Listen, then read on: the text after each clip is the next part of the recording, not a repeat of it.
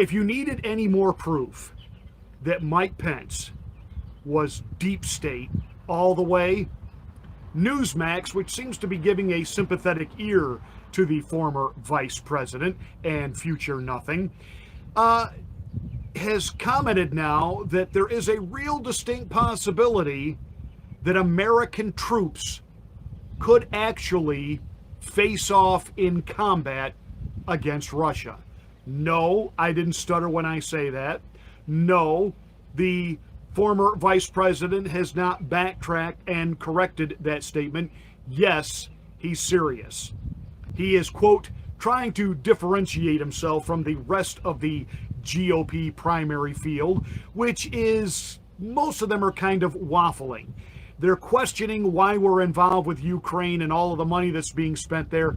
Yet at the same time, because they play the Washington political game and they understand where the real power is, and that is in the deep state military industrial complex, and they understand what happens to you when you cross it, JFK, Donald J. Trump, they play the game. Even Ron Deep State DeSantis, though he has said he's, doesn't understand what's going on with Ukraine and what our fascination is there. I promise you, if he were to be elected, he would have us in mortal combat with Russia. Why?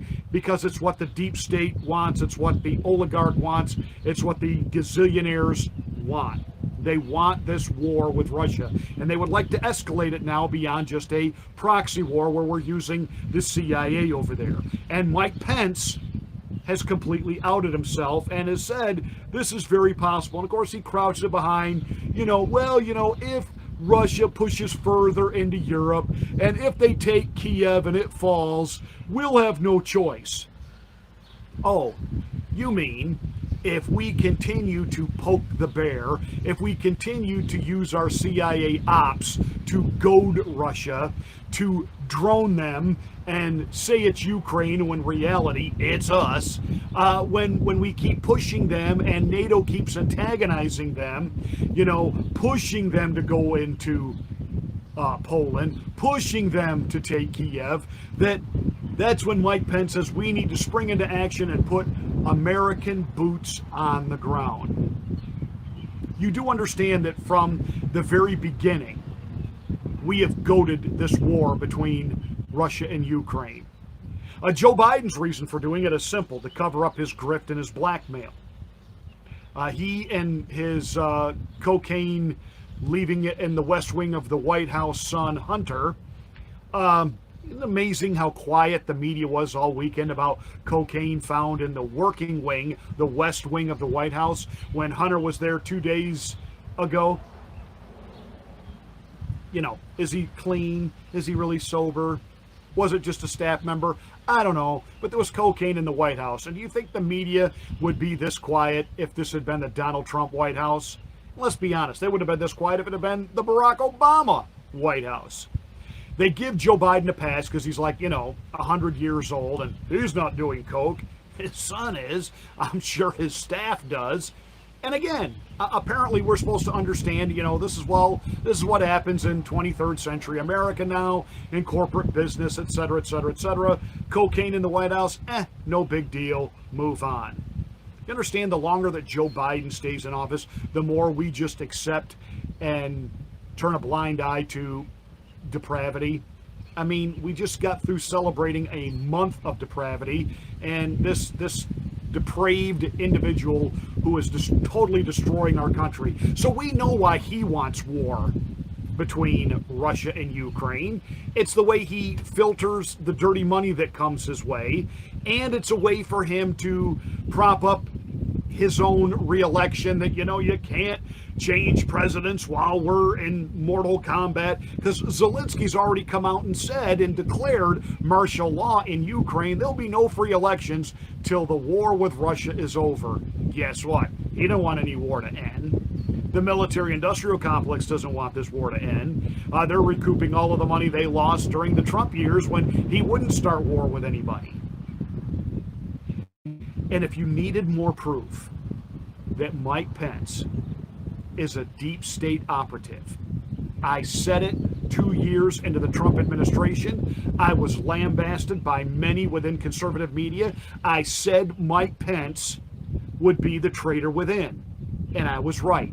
On January the 6th, yes, he had the full constitutional authority to send the election validating process back to the states, and he refused to do that.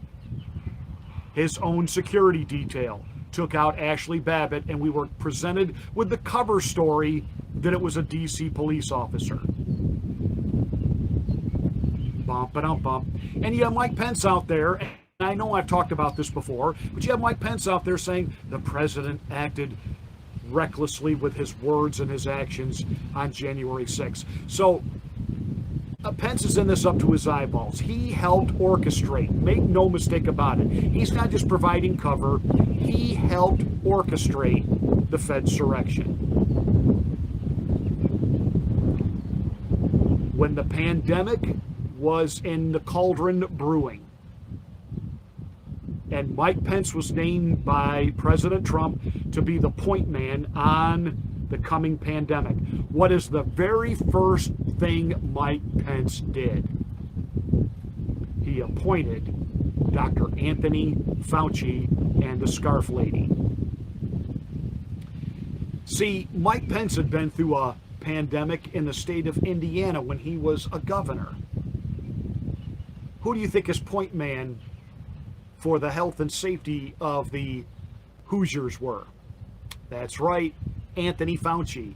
When Mike Pence was no longer governor of Indiana and he began to travel the world lecturing in a circuit on the need for mass global inoculation and vaccination, who were some of his traveling companions to these conferences? Oh, that's right, Bill Gates and Anthony Fauci. Are you starting to connect any dots here? The plandemic, which came out of a lab in Wuhan, according to all of the evidence that we're seeing now, and we're even allowed to talk about it now. Anthony Fauci ended up to his eyeballs on funding gain of function and the outbreak, denied it. It was an animal. It was a bat mating with a pelican, and somehow they peed in some bat soup, and that's how this pandemic was unleashed on mankind. Nobody with an IQ above 7 even remotely believes that. We know it came from, as President Trump would say, China. And Mike Pence brings on Fauci because the plan all along was to use this so that Donald Trump couldn't run for re-election, tank the economy, change the way we held elections.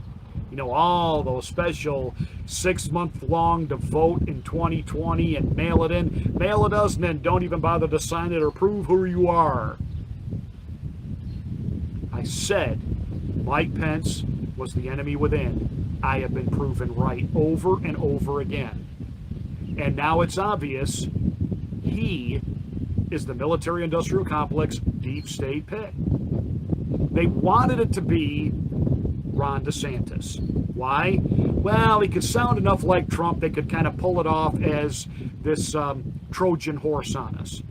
But DeSantis has made so many horrendous gaffes and errors that even the back state, or even the deep state, is backing away from him like, this clown is not ready for prime time. Yeah, I said that a month ago too. He's not ready for prime time. So DeSantis is going down, and Pence is the dutiful deep state establishment hack.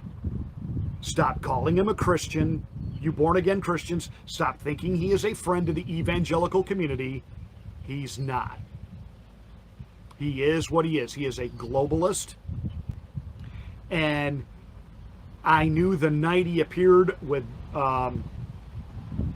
Laura Ingraham on her show, and she started quizzing him about things like vaccine passports. Oh, we would never do that to the American people. Yes, he would. Yes, he would.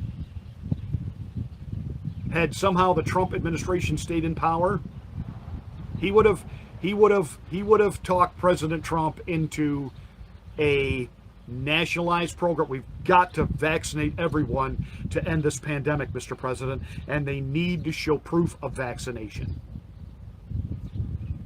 Mike Pence is deep state, military industrial complex to the nth degree. And now he's saying we need to have war with Russia. What more evidence do you need that he's not a conservative? He is not our friend. And I'm sure they're a little nervous right now that Vivek Ramaswamy, who was virtually unheard of just a few months ago, has now passed Mike Pence in the polling.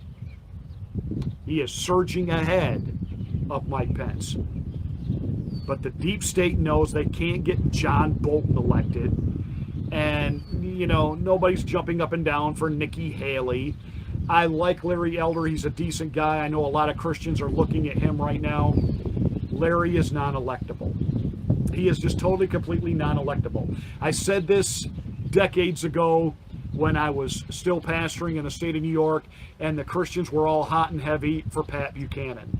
I said, he gives a good speech. He riles us up. We like it. He's non-electable. He's not going to appeal to enough of the mass population to be elected.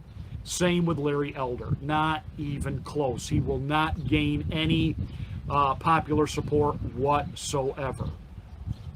The best thing we can all do right now to move our country forward, to move our party forward, is to everybody get on board. Let's get behind Donald Trump.